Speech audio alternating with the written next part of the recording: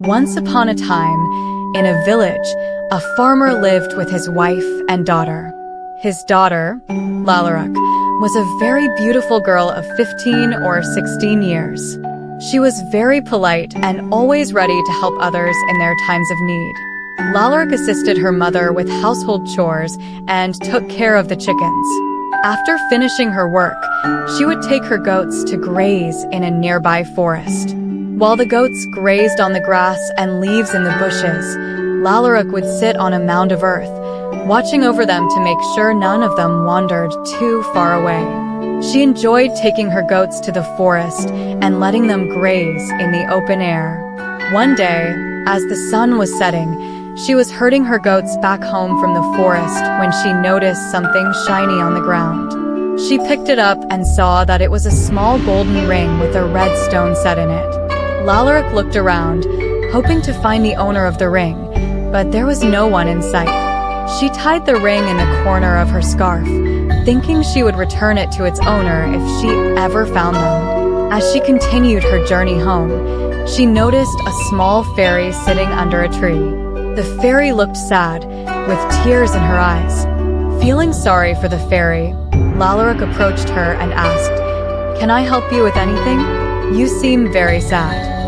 The fairy sighed and replied in a sorrowful tone, "No one can help me. This vast land is so big, and my ring is lost somewhere. Maybe it fell into the river when I bent down to drink water." Hearing this, Lala laughed. "Did you lose your ring?" she asked, still laughing. The fairy jumped in surprise. "How did you know I lost my ring?" she asked in astonishment. "A little distance away, I found a ring on the ground, and from your words, I guess that it must be yours," Lala said as she took the ring from the corner of her scarf and handed it to the fairy. The fairy was delighted. She carefully put the ring back in her pocket and said to Lala, "This is a very precious ring.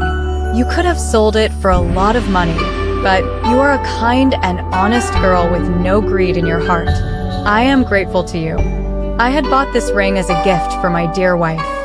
"I'm happy that you got your ring back," Lala replied. The fairy smiled and, taking out a small silver box from her bag, handed it to Lala. "Girl, I can't reward you for your kindness because I don't have anything valuable with me right now. But while passing through the forest, I found this box under the window of a witch's house.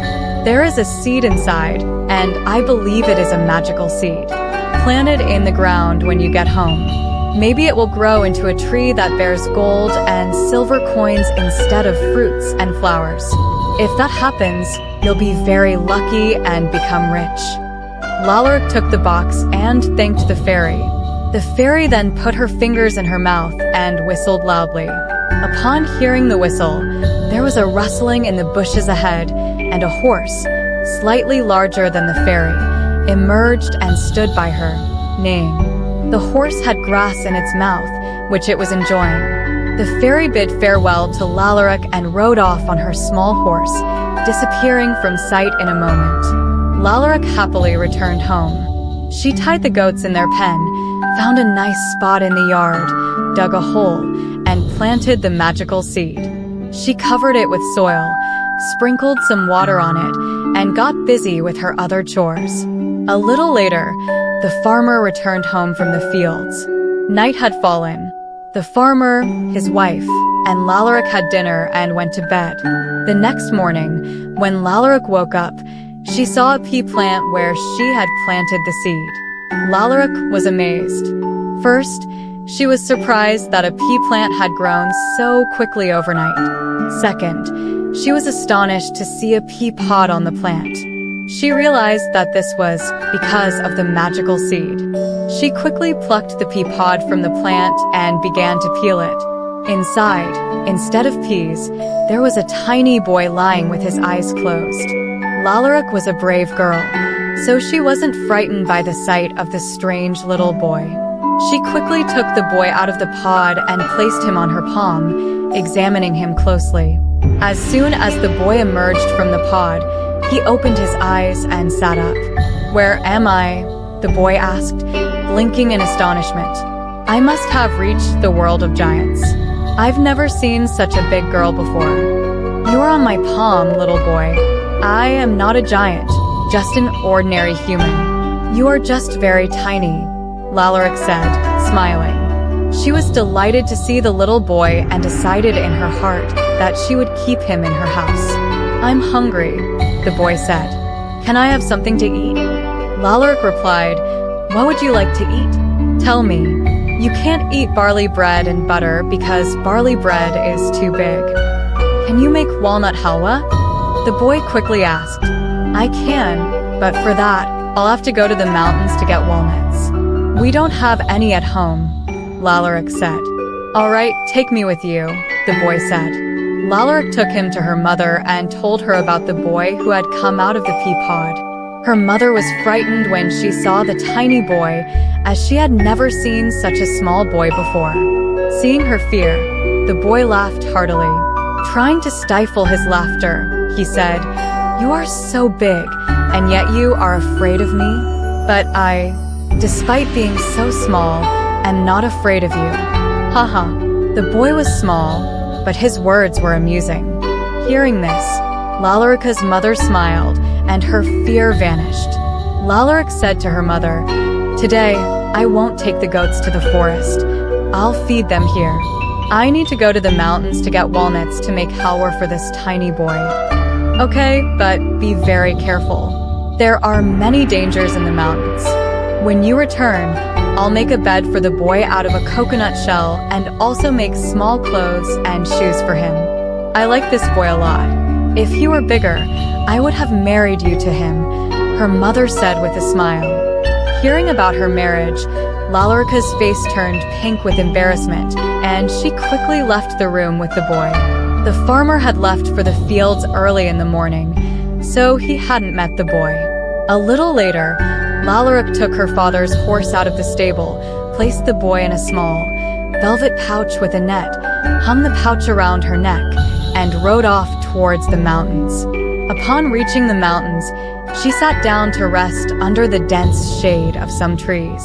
She tied the horse to a tree and took the boy out of the pouch, placing him on her palm. He was looking around with great interest. Lalaric said, Let's sit here and rest for a while. You can tell me about yourself. Who are you? And how did you end up in that pea pod? This all seems like magic to me. The boy said, You are right. This is all the work of a cruel witch. Let me tell you the whole story from the beginning. My name is the Lover. I was just like any other boy and lived in a village with my parents. One time, an epidemic broke out in the village, and my mother passed away. I was about 8 years old then. A few days later, my father remarried. My stepmother didn't treat me well. She would beat me over small things and complain about me to my father when he came home in the evening. Hearing her complaints, my father would get angry and beat me. Years passed like this, and I turned 18. One day, my stepmother complained to my father, and he got so angry that he beat me severely and then threw me out of the house, telling me never to show my face to him again. I had no place in this world. In my distress, I started walking aimlessly, not knowing where I was going. Eventually, I reached a forest. There, I saw a strange, mysterious black palace-like house. I was very hungry and thought I might find something to eat in that house. I entered the house, and there was silence everywhere. In one room, I saw a very ugly witch lying on a bed, fast asleep. In front of her was another room with bars on the door, like a jail, and there were some children behind the bars. They all looked scared and miserable. I went closer to them, and one of the children whispered, For God's sake, run away from here. If the witch wakes up, she will imprison you with us too. I reassured them and asked who they were and how they had come to be there. They told me that the witch captures children who wander far from their homes without telling their parents. We were such children, so she caught us and brought us to her house. This witch makes us do all the work around her house, and when the work is done, she locks us in this room and goes to sleep. Listening to the children's story made me very sad. I decided to help them. I unlocked the prison door and freed all the children, telling them to run straight home and never wander off without telling their parents again. They promised and happily ran away. After they left, I turned to leave, but saw the witch had arrived.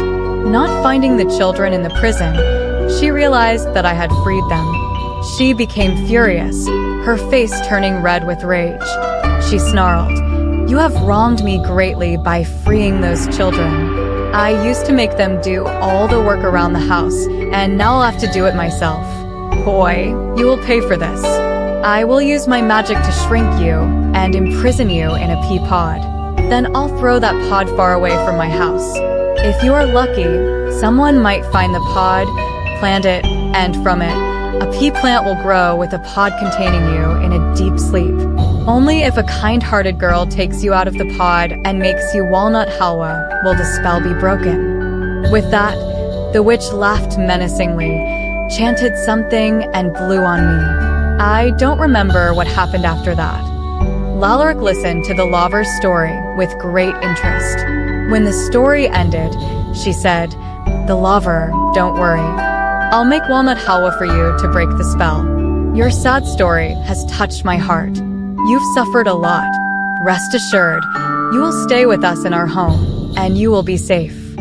She then got up and collected walnuts from the foot of the mountain. She returned home with the lover. Her mother had prepared food, but Lalarick wasn't hungry at all. She was eager to make the halwa for the lover. She placed the lover on the ground, and he was running around the kitchen excitedly.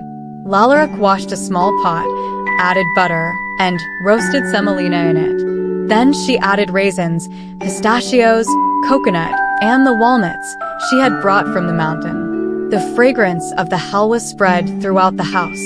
In a short while, the halwa was ready. Lalarick took a guava leaf, cut it into a small round plate, placed the halwa on it, decorated it with silver foil, and presented it to the lover. Since there was no spoon small enough for the lover, she made a tiny spoon from a thick stem of the guava leaf. The lover started eating the halwa with that spoon. The halwa was delicious. The lover tried to feed a spoonful of halwa to Lalarick, but she laughed and said, "I made this for you. You eat it." Lalarick's mother was also sitting there. Lalarick smiled and said, "Mother, the lover will be fine now. God willing, he will. I'm amazed that there are such tiny boys in this world. I was worried a chicken might peck at him or a cat might take him to play with her kittens," her mother replied. Lalarick narrated the lover's entire story to her mother. Her mother was astonished and began cursing the lover's stepmother, his cruel father, and the witch. Suddenly, they were startled. A dazzling rainbow light entered through the open window, enveloping the lover and circling around him. The light was so bright that it dazzled Lalarick and her mother. After 3 circles, a handsome young man of 17 or 18, tall and beautiful, emerged from the light, and the colors vanished. The boy smiled and said, "Lalarick, I am the lover. The spell is broken." Lalarick was overjoyed. Her mother was also looking at the lover in amazement. He looked like a prince. At that moment, the farmer returned home for lunch. Seeing the lover, he asked his wife about him. She narrated the whole story to him as well. The farmer was astonished by everything. They all had lunch together, and it was decided that the lover would stay with them. He happily agreed. When the farmer returned to the fields, Delaware, Layla Rook, and his mother became engrossed in conversation. Delaware said to Layla Rook's mother, "Now I have only one fear in my heart." Layla Rook and her mother looked at him questioningly. When he didn't say anything further, Layla Rook's mother asked, "What fear, Delaware? Is it about not forgetting what you promised?" Delaware replied gloomily, "Which promise?" Surprised, Layla Rook's mother asked, "The one you mentioned this morning, about marrying him to Layla Rook if he had grown up." Layla Rook felt embarrassed upon hearing this, but her mother chuckled and said, "When I say something, I mean it. Why would I forget it?" A few days later, Delaware and Layla Rook were married. Delaware had now taken on household responsibilities. He had to do something to run the house, so he started going to the fields with the farmers. He was a hardworking and diligent boy. He worked in the fields from morning till evening. Initially, farmers only grew vegetables in their fields, but Delaware started planting wheat, barley, oats, millet, and various other crops. He began harvesting second crops as well, which earned the farmers a lot of money. He hadn't earned so much money in his entire life.